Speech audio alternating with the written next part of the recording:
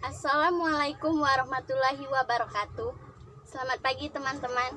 Di sini saya akan menjelaskan sedikit tentang tujuan wawasan Nusantara. Sebelum memasuki materi, kita harus mengetahui apa itu wawasan Nusantara. Wawasan Nusantara adalah cara pandang dan sikap bangsa Indonesia tentang diri sendiri dan bentuk ideologi dan konstitusi yang berlaku, yaitu Pancasila dan Undang-Undang Dasar. Lalu yang akan kita bahas selanjutnya adalah tujuan dari wawasan Nusantara. Tujuan wawasan Nusantara adalah mewujudkan nasionalisme yang tinggi dari segala aspek kehidupan rakyat Indonesia yang mengutamakan kepentingan nasional sesuai kepentingan perorangan, kelompok, golongan, suku bangsa, atau daerah. Kepentingan tersebut mendesak agar tidak bertentangan dengan kepentingan nasional.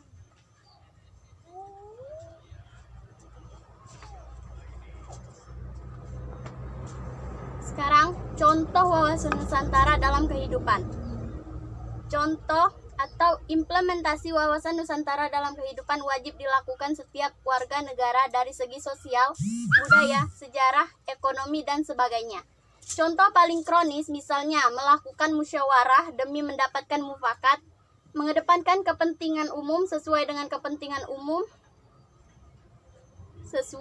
kepentingan perorangan, mengumpulkan agama dan budaya lain.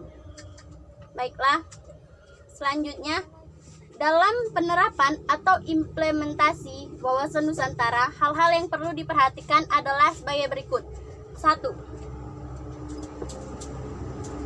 Kehidupan politik.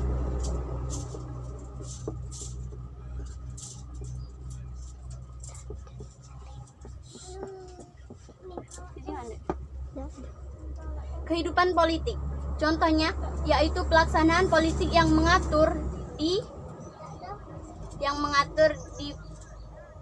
undang-undang partai politik, pemilu, pemilihan presiden yang diadakan sesuai dengan hukum dan mementingkan persatuan bangsa.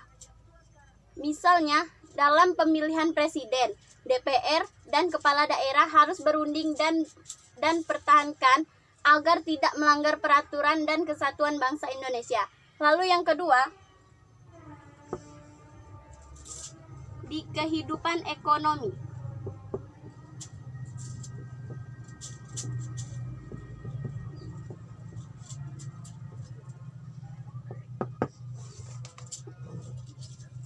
Dalam kehidupan ekonomi, contohnya yaitu pembangunan ekonomi harus melibatkan rakyat. Contohnya seperti menyediakan kredit mikro untuk pengembangan usaha kecil. Lalu yang ketiga yaitu dalam kehidupan sosial.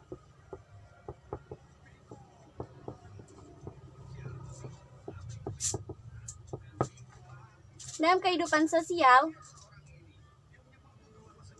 yaitu mengembangkan kehidupan bangsa yang serasi antara masyarakat yang berbeda dari segi budaya, status sosial, maupun daerah. Lalu yang keempat atau yang terakhir yaitu kehidupan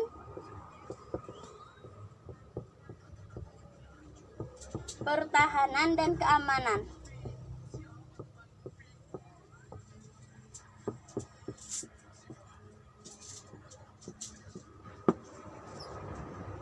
Dalam kehidupan pertahanan dan keamanan, contohnya yaitu memberi peluang bagi setiap warga negara untuk berperan aktif karena mewakili setiap warga negara seperti meningkatkan kemampuan, disiplin, melindungi lingkungan, dan melaporkan hal-hal yang berkaitan dengan aparat dan kemiliteran.